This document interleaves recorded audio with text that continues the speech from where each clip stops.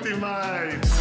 I will say this about investing. Everything you do learn is cumulative. What I learned at 20 is useful. Welcome to another episode of Equity Mates, a podcast that follows our journey of investing. Whether you're an absolute beginner or approaching Warren Buffett status, our aim is to help break down your barriers from beginning to dividend. My name is Bryce, and as always, I am joined by my equity buddy, Ren. How are you going? I am good, Bryce. That's I'm good. very good. That's good. Look, every episode is special. It holds a special place in my heart. But this episode is up there because We haven't done it yet. you have turned 30. I have turned 30, We yes. are officially in different decades of life. Yes. You don't look respect your elders. You don't look a day over 29. Thank you. Um, Oldest I've ever been. and the oldest you will ever be. Yes. No, that's not right. The youngest you will ever The be. youngest I'll ever be, yes. But yes. Happy birthday, bro. Thank you. Anything exciting happen? I prepared for this episode. Really? There you go. That's exciting. Well, look, in honor of your 30th birthday, we've got a very special episode where I get to sit back and relax. And if people are watching us on YouTube, they'll really see me lean back in this episode, really take a load off, because you have come in hot with 30 stocks for your 30th birthday to hold for 30 years. No. Is that not the concept? No. Well, now it is. It's jeez, wow. What's the concept? No, the concept is 30 investments for my 30th in 30 minutes. Oh, yeah. And it's a wrap of some of our favorite companies and ideas that we've come across and discussed and have been thinking about over the last 5 years of Equity Mates. Okay.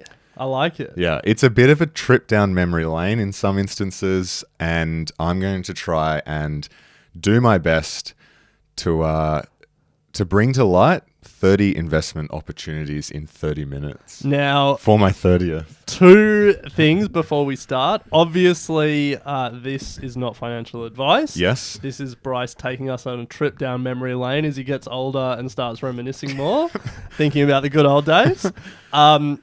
Some of this, another caveat, some of these investment opportunities have had more research dedicated to them than others. Hey, look, it's just like the 30 years you've been alive. Some years you put a little bit more effort in than others. Exactly. And the second caveat is I have no idea what you've got in store. You don't? Literally, on our planning sheet, you just have our introduction. Yes. So I'm going to be surprised. Me too. Oh, wow. I would Yes. love it if you just read down the top 30 of the ASX 200. CBA, CSL, That would be classic. Wesfarmers, Woolworths, NAB. I'm not going to do that, but it might be close. So before we get stuck into that, Ren, the smallest bit of housekeeping, and this is some really exciting housekeeping, so stay tuned in for this one. We have partnered with the ASX. We are their official media partner for the ASX Investor Days that have already been in some major capital cities, but the good news is that there is one coming up in Sydney on May the 22nd, Saturday, May the 22nd at the International Convention Centre. It's a full day where we're going to have plenty of experts organised by the ASX coming in and talking everything from portfolio construction, how to invest in global markets, you name it.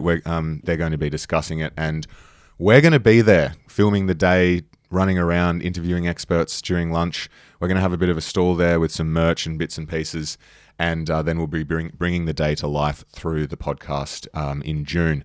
Great news. Tickets are cheap as they are. However, we can make them even cheaper. If you go to the website, ASX Investor Day website, just Google it. Using the code ID50, you'll get 50% off your tickets. So come and join us if you didn't get a chance to come to the live show. Alec and I will be there. And I feel like you buried the lead there. Yeah, you can come and hang out. We will be there all day. We'd love to hang out and talk stocks and watch some of the presentations. So Google ASX Investor Day, ID50 is the code to get 50% off. I think that brings the tickets to about $25 or something. It's pretty cheap. Do your own research on that, though. Yeah, I think. And who wouldn't pay $25 to see Bryce Leske in the flesh and give him some feedback on this 30 minutes Jeez. that he's about to rip through? Oh my god. So The rules are as follows. We're not doing a minute per idea. We're just going to give you the 30 minutes. I'm going to try and keep my interjections and waffling to a minimum. No guarantee, though. Yeah, that's fine. And I'll be timing. That is fine. Before we start the timer, I just want to say that we will be having a Specky McGee as part of this. Does that count as the 30? That counts as the 30, but not in the 30 minutes because he's probably got some song he wants to play. Yeah. Specky really loves the limelight. Exactly. But yeah, that is good. I like a birthday Specky. We've got a Specky McGee. We've got a crypto corner as well from Bamboo. Well, it won't be from Bamboo, but brought to you by Bamboo. And we've also asked some experts the questions, what stock would you hold for the next 30 years? We have 4 experts from the EQUITYMATES community who have answered that question. So you've really just outsourced a lot of those 4 won't be included in the 30. Jeez, this could be a long episode. I know. Schweppes. Yeah, cool. All right. Well, I was going to ask you how your Bamboo was going, but let's not worry about that. No. Use the code EQUITYMATES to get $10 free Bitcoin, though. Yes, we'll talk about that at the end. Okay, nice. All right, I am ready to relinquish any effort. Are you ready to carry this episode? I hope so. Well, tell me when to start the timer. Let's do it. So, 30 stocks in 30 minutes. I'm going to start with geographies, Ren. Okay. Countries. So, we're going to kick off with India. Look, you can't go past Reliance Industries, $90 billion in revenue in 2020. Indian multinational conglomerate across energy, petrochemicals, textiles, natural resources, retail, telecommunications, you name it. However, I feel a company that doesn't get enough attention is Infosys. It is a global leader in IT and is now rivaling some of the biggest firms in terms of consulting and providing business services. So Infosys, massive Indian company. Next, Indonesia. A lot of listed companies in Indonesia, your traditional boring banks, airlines, retail, etc. But the new economy companies are coming through, and it's not listed, but it is coming with an IPO. We've spoken about it before. It's Gojek. Nice. Can't go past Gojek. It is merging with Tokopedia. Again, a huge startup over in Indo. Does Tokopedia count as the 4th? Nope. Okay, nice. You're a minute down and you're 3 stocks in. I'm liking the pace that we're setting here. Gojek, though, is likely to go public after they merge with Tokopedia in 2022 or 2023, but keep your eye open for a SPAC. They might be going public with a SPAC. So Indonesia, if you've listened to some of our episodes most recently, provides an awesome opportunity. So India, Indonesia, keep your eyes open. China. Honorable mention goes to Baidu. Not included. Baidu is the Google of China, specializing in internet services and products, and also has a bit of a play in artificial intelligence. It is listed. Check it out if you're keen on Baidu. Honorable mention also goes to Alibaba, the Amazon of China. However, look, you can't go past Tencent. Nice. It's just an absolute behemoth of a stock, and for many reasons, it is my stock pick for China. I know it's your stock pick of the year. So it's been... I actually haven't checked in on that, but we should see where things are at with the stock pick you're of the 2 year. minutes in. Don't get derailed here. 2 minutes in. Number 4, Australia. If it were public, I'd be very interested in investing in Canva. Same. I think it's an amazing company, great product. We use it. That's good enough for me. However... This is not a company that's listed in Australia, but it is an Australian company that we haven't really spoken a lot about and given enough credit to, and that's Atlassian. Okay. Australian company listed in the US. Listed in the US, Australian company. It's just done incredibly well. It's an Australian software company. I've used their software a lot and they nail it. Yeah. I think it's... You do love that, like agile working, what is it? Scrum Master. Scrum Mastering, yeah. I think their software is great. And their stock just continues to grind. Like if you have a look at where it is from the IPO, particularly obviously the last few years, but it just continues to grind. So and Mike Cannon-Brooks, come on the show. Yeah, come on the show. Shout out to Atlassian. Yeah, you can't go past it. And I don't think enough credit is given here in Australia. Yeah, I agree. Support Aussie entrepreneurs. Exactly. Number 5, America. There are obviously way too many to try and mention here, and a few will come up later. But I've gone with Cisco. Wow, that's Cisco. interesting. Yeah, Cisco is the worldwide leader in IT and networking, and I think if you're thinking about, cybersecurity and getting access into that space, they're a really big player in it. And if you're looking to get some concentration, think about Cisco. All I know about Cisco is that the desk phones when I worked at Coles were like Cisco. Like That's all we need to know. It feels very old technology for me. Yeah, I mean, it's an old company. Yeah. Anyway, I don't want to derail this stock. Old company, but they're how much time we got? Plenty of time. You're up to 6 stocks and you're 4 minutes in. Perfect. Cisco. Look, as I said, America provides plenty of opportunities, and I'm going to talk about some later. But I don't think enough attention is given to Cisco, so I've given it some airtime. Scandinavia. Jeez, you're ripping through the geographies quickly. Scandinavia. Plenty of amazing companies. Novo Nordisk is the one that I've gone with. It's the world's largest company within diabetes treatment, and also leading the market for treatment of obesity. Huge company over in Scandinavia. And I think that, given both of these, obesity and diabetes sort of go a bit hand in hand, and they're really the world's leader in this space. Incredible revenue, incredible size. You might want to find if you can get access to it. I can't remember if it's listed in Denmark or if it's on the American Stock Exchange, but whatever. You don't have time to ponder these things. I don't. So check that out. Novo Nordisk, Danish company. Europe, honorable mention to Diageo. We had our live show. I think the moat that it's got in terms of the brands that it holds is pretty incredible.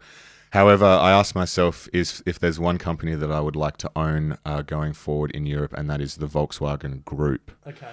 They are the largest manufacturer of cars in the world. They have brands like Porsche, Audi, Volkswagen, you name it. They've got an incredible array of brands.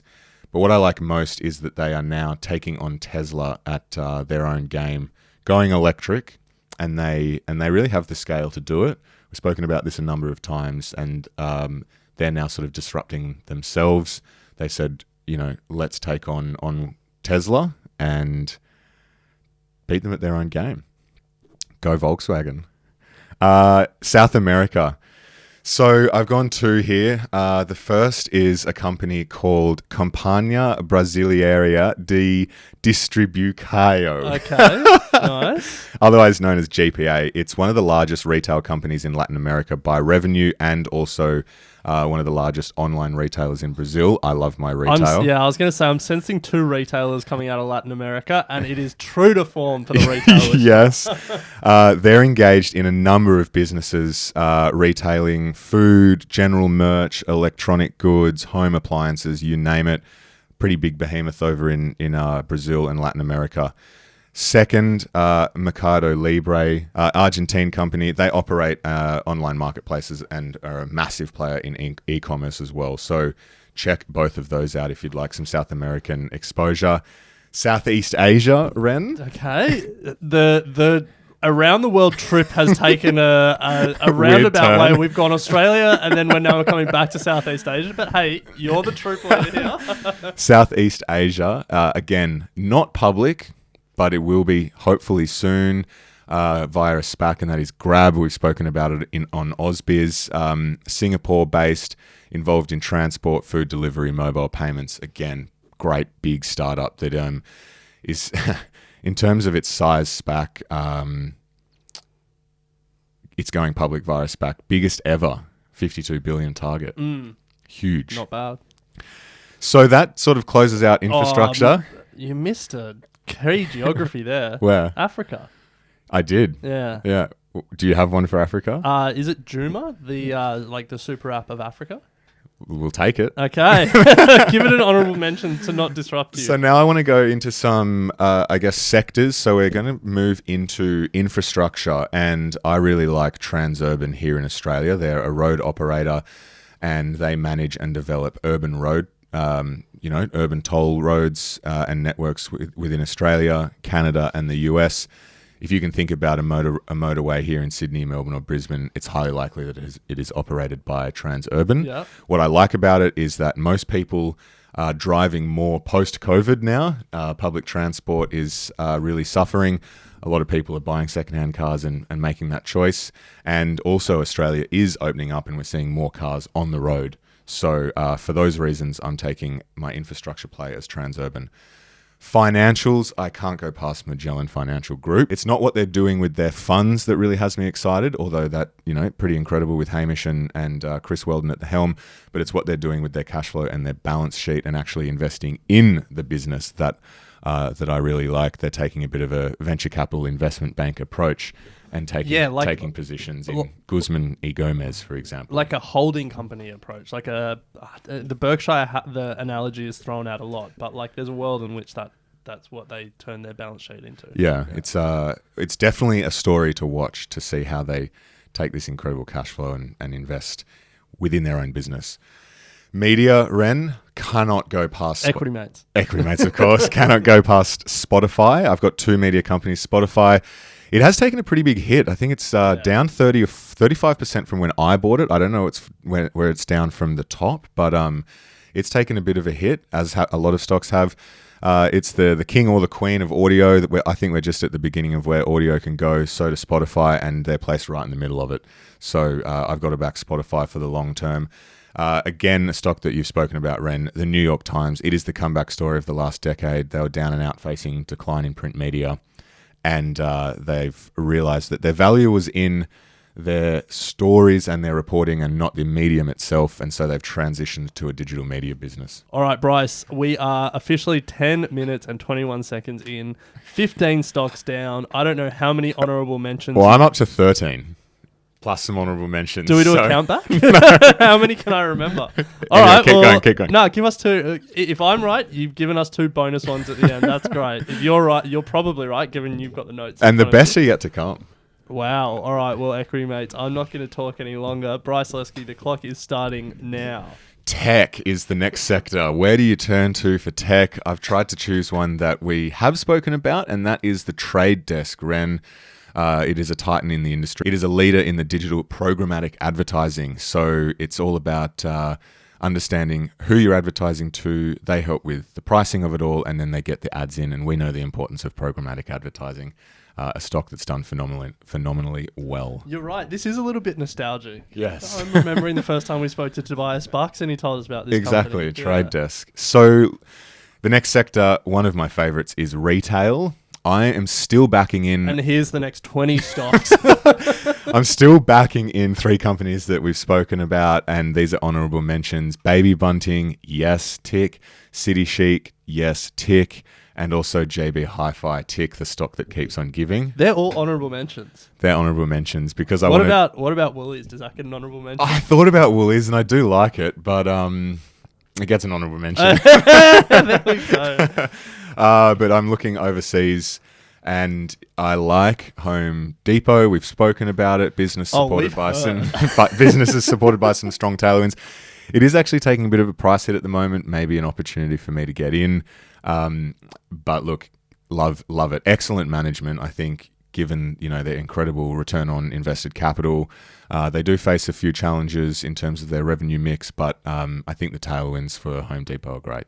That's my retail pick. Nice.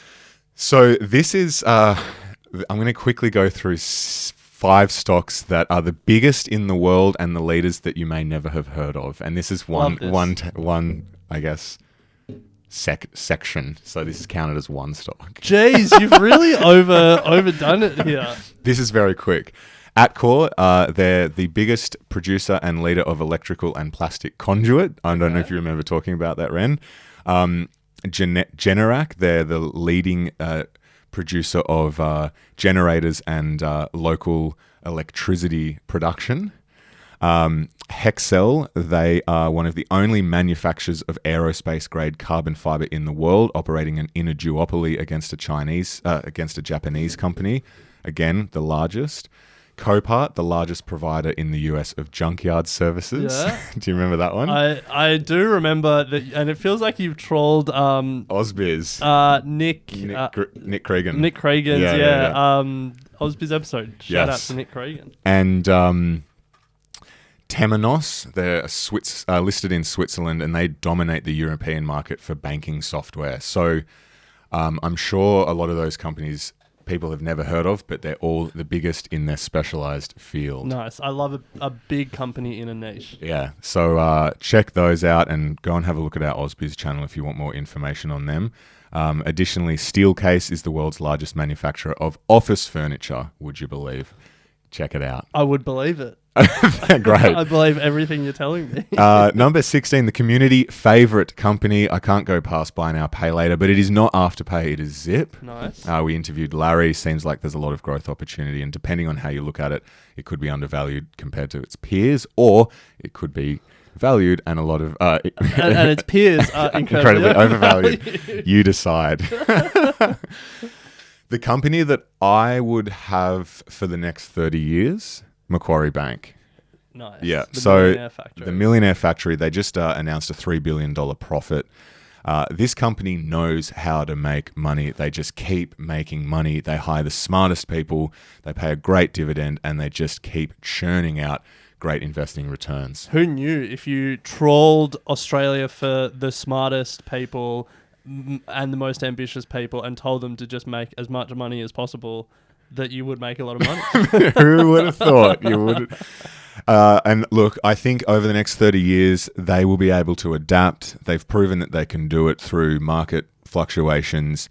And I think that they are going to keep attracting talent and great management and developing this talent and management. It's an incredible, like, we talk about moats in a number of cases. Their people moat is pretty incredible. Unbelievable. Like every high performing uni student is like Macquarie Bank is up there for them. Yes. That's a tough moat to break. Yeah, they're incredibly good. So that is my company for the next 30 years. Wow. The company that FYI, you've just hit 15 minutes. Oh, great. I can lean back a bit. The company you just cannot ignore, Amazon. I think you can't ignore it. Has fingers in many pies. It just keeps churning out incredibly good quarterly numbers. Over 100 billion in revenue last quarter. The big question is, what happens when Bezos goes? Will the company change? Do they need him as a driving force at the top? We know his management style is pretty direct, and he's not one to shy away from taking big risks and bets. I'm interested to see how the new CEO fits into this. Apparently, his management style is pretty direct as well. Oh, interesting. Yeah. Well, maybe that's what Amazon needs. More of the same. Yeah, more of the same. But look, you know, it's one of those companies that every time they report, you kind of think, how do they keep doing this? And they just keep on churning. So you think, how do they keep doing this? And then you're like, oh, I forgot to buy something, so I'll go to Amazon and buy it. And you're like, oh, that's how they keep doing it. And then you build a website on web services. That's how they keep doing it. So the company that cannot be ignored, Amazon. This is just a quick one. E-commerce, Shopify, lock and load. Can't go past it. So crypto, I'm not going to give a cryptocurrency, but if you want to play in the picks and shovels and get behind the momentum that crypto has at the moment, you've got to go Coinbase, 60 billion market cap. Interestingly, they operate their business model and their employee model on a remote first, and they actually lack a official physical headquarters. There you go. So they don't mind decentralized workplace. But this is a picks and shovels play. They are incredibly profitable and have huge cash flow. So check out Coinbase if you want to, I guess, take advantage of the incredible momentum that crypto has at the moment, but be aware that it might turn south if you're in cryptocurrency. An internal disruptor, i.e. a company that has disrupted itself and succeeded, is Disney. They traditionally had forms of distribution for all their movies and whatnot through, cable TV, the traditional movie format, but they have since pivoted to digital streaming and now have over 100 million users on their Disney Plus platform and are able to distribute their content to homes around the world, which is a pretty incredible story. And I think if you look at what has happened during COVID, again, they've had their Disney Plus, which has supported them, and should their offline businesses come back to life, give the what are they called? This theme parks and that, then I think they're going to be in a pretty strong position. Yeah. Disney and the New York Times for me are two businesses that understood what their value proposition was and what their distribution formats were. Like, New York Times realized they were in the news business, not the newspaper business. And Disney realized they were in the content business, not the movie business. Yeah. So incredible story. If you want an income stock, Washington H. Soul Pattinson and Brickworks, both of which who have consistently paid a dividend for over 45 years, and both CEOs and have come on and said that there's no reason for them to stop doing that. So if you want an income stock, they're the ones. Esports, honorable mention, goes to Tencent. They already got on the list, didn't they? Yeah, but now they've got an honorable mention and a stock. Honorable mention. Yeah.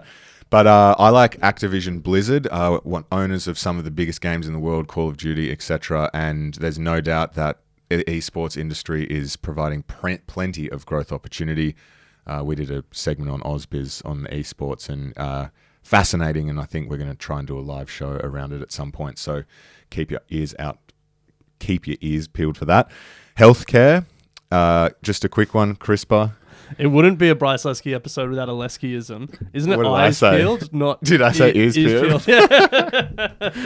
Healthcare, CRISPR, and also, I don't know if you remember speaking to Michael Frazis right at the end. We asked him what was the company that we should be keeping our eye on, and he mentioned Dermatech.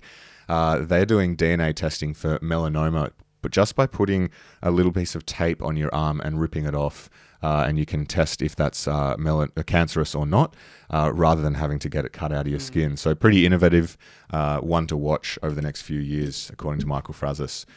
Our 2 EM stocks of the year, purely just a reminder, I've gone with Roblox, you've gone with Tencent. Jeez, Tencent getting a third mention. Yeah, third mention. Last I looked, I think we were neck and neck. Yeah. I haven't seen. I'm sure Roblox has taken a bit of a hit given all of the tech is done. But while I keep going, you can look up that. A company that I think has incredible market dominance, and I don't see it being overtaken anytime soon, is Airbnb. Love it. There is no better example of a company that absolutely dominates its industry than Airbnb. I think when's the last time we booked a hotel? I can't remember. Airbnb is now an actual, well, let's just get an Airbnb. Like it's really solidified itself in its market. So nice one, Airbnb. I am a shareholder. Are you? Yep. Yeah, nice. If we go ETFs, short term, I'm actually thinking short the NASDAQ. Fair. Yeah. I don't know how short term, but I feel like now's a chance to put a bit of a defensive play and put on a short for the NASDAQ. However, if you're thinking long term, we love moats here at Equity Mates.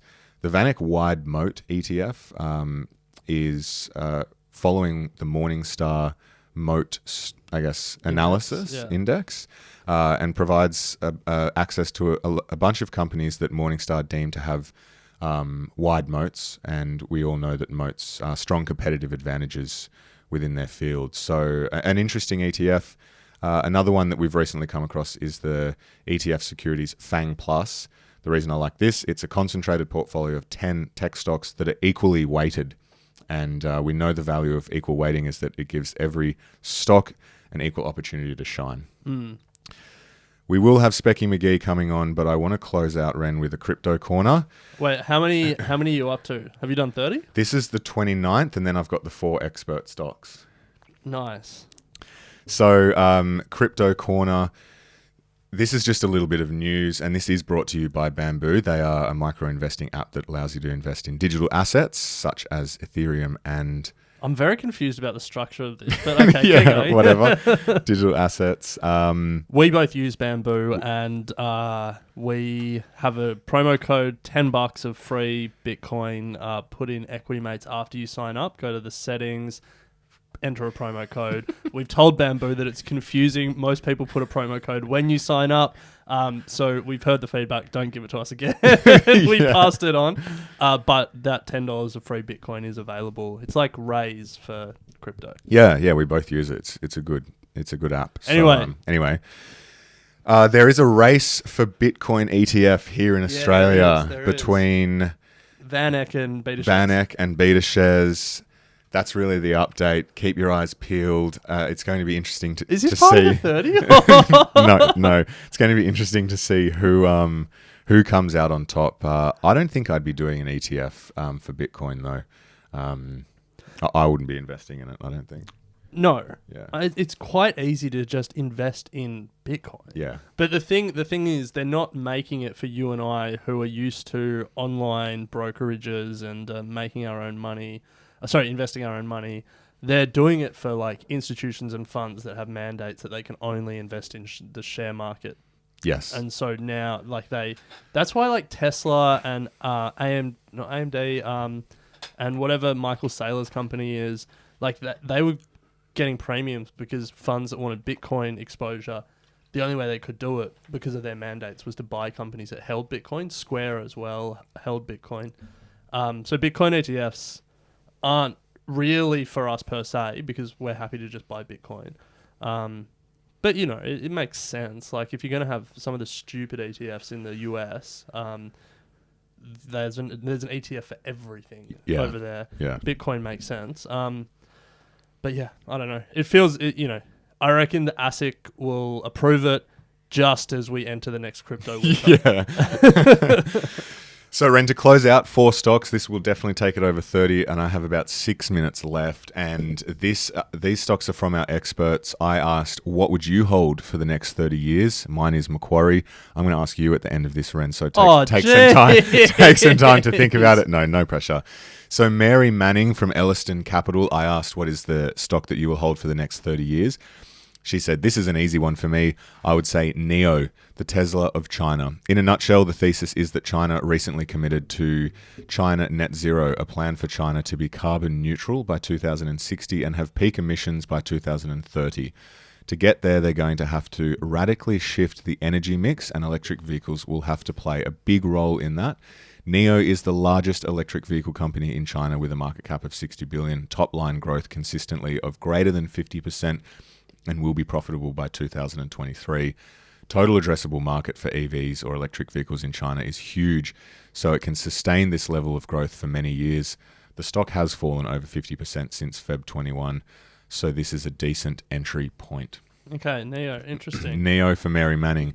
Then I asked Andrew Brown from East 72 Holdings, and he said, well, to match the brief, you want a company that will change with the changing time and into the future. You want management that has their money committed in it and is very shareholder friendly, but also has a genuine long-term horizon and is a global thinker.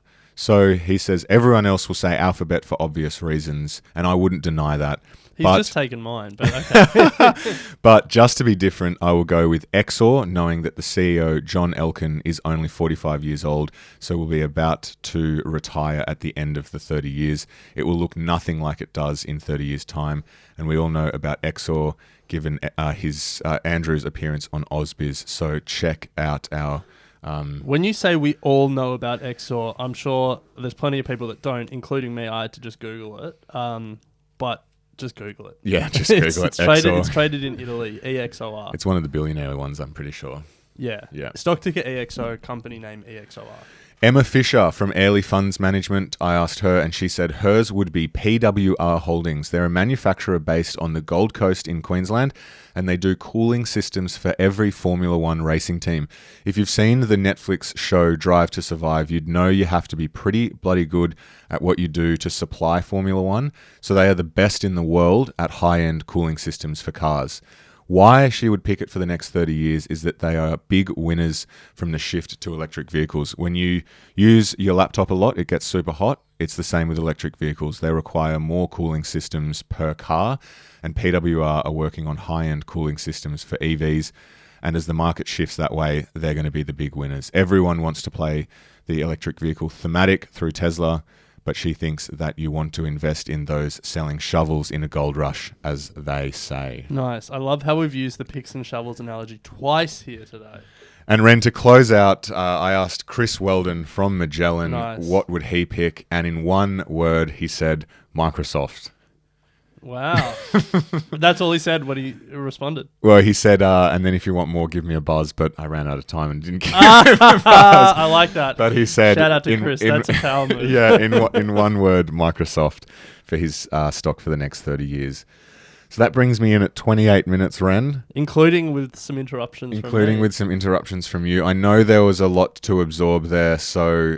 This can be an episode that people go back and listen to multiple times. Hopefully, Yeah, yes. Get Hopefully. our downloads up. Get your downloads up. If anything, I hope it was a nice walk down memory lane from a lot of the stocks that we've been speaking about over the last 5 years, a lot of stocks that I've enjoyed doing a bit of research on that do make up some of my portfolio. But to close it out, a statement or a concept that I've been pondering recently, Ren. I love this. And it is that I saw this the other day, and it's really made me think about how I build my portfolio over the next 30 years. You concentrate to create wealth, then diversify to protect wealth. And for me, that is an interesting concept to ponder given the stage of investing that we're at. And not spreading myself too thin because there's too many exciting opportunities. Yeah. That is very fair. Do you want me to give you my 30 year now, or do you want to do it after Specky McGee? Let's hear yours, and let's do Specky, and then we'll hear your stock for 30 years, and also a take on what's going on with inflation at the moment. Sure, long episode. Long episode. All right, Ren, it is time to dial in Specky. And then we'll close out the episode with your thoughts on a stock for the next 30 years, a bit of chat about what's going on with inflation at the moment, and then stock of the year update. So Specky's just messaged through, let's rock. So let's dial him in. Let's do it. 200,000 shares Blue Star at 19.5. Can you position it in one of your equity funds? Listen, Blue Horseshoe loves Blue Star Airlines. Hello. You've reached the Specky hotline. Have we called the Specky hotline? Specky McGee. Specky McGee. Here he is. Jeez, he's back. Hey, boys. Specky, now I'm Go on, Ren. this is a special Specky McGee episode. Well, in fact, this whole episode is quite special because we're celebrating Bryce's 30th birthday. So I hope you're going to bring something hot for us today. Okay, all right. Well, how's the birthday celebration been going so far? Well, now that you're on the line, it couldn't be better. It couldn't be better. Fantastic. Okay. Now, have you been talking about individual stocks or? Yes, I've done about 35 stocks in 30 minutes For his 30th birthday. For the 30th birthday, and I thought it would be a missed opportunity if we didn't hear from Specky and his thoughts on A, what's going on in Specky land, but B, rumors have it that you've also been having a bit of success in the crypto space, so very keen to hear what is going on there. So should we fire away? Yeah, let's go for it. Look, guys, the market's been a bit rocky right now in terms of ASX stocks, which you may have noticed. And there seems to be a correlation between when you call me and how the market's doing. I remember last time I was on, it was all red. So I think you need to avoid calling me if you want to see some gains. It is red. Now, so there's been a bit of success across the Specky McGee desk lately. Nice. Well, remember when I came on last time, I was trying to find the most ridiculously named cryptocurrency. Yeah. And ended up with Banano. So that was that was recorded on the 29th of March. But then on the 14th of March, there was something called Sea Rocket, which was launched. I think you can say it. Come Rocket. Yeah, you Can can we? say it. Yeah. Come It's on. the name of an official investable asset. No one's going to know what Sea Rocket is. Well, I didn't know the explicit ratings and that sort of thing. But if that's all good to use that term, Yes. All good. let's roll with it. So yeah, it was crazy market movement, crazy price activity. It's almost as if there was a whale involved in the price movement. Were you a whale? No, I wasn't a whale, but what do you reckon? What do you mean? What do I reckon? I reckon He's trying to tee you up for a joke here. And you are not taking that pitch. No, I'm not. The sperm whale. That failed. Well played. Damn it. Sorry, dude. I completely missed that one. Yeah, so that went all right. So let's be clear here. You got in on look. Cummies, Cum Rockets very early, very early in the piece. You identified a trend. You messaged the team here at Equity Mates and said, I'm in, and subsequently it shot up a few %. What have been your major lessons from that? Can you share? Yeah, so it's one of the interesting aspects of Sea Rocket is they have a transaction tax. So it's meant to be a deflationary token, meaning that the supply is constantly decreasing. So if you buy or sell cummies, 2.5% of all cummies which you sold or bought are redistributed to existing holders, and then 2.5% are burnt. So when I sold my cummies, I lost 5% instantly. And because it was such a small market cap, there was a lack of depth. So the price at which I actually sold dropped too. And the lesson I got from that is let your winners run.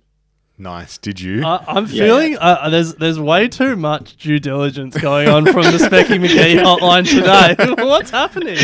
Yeah, sorry.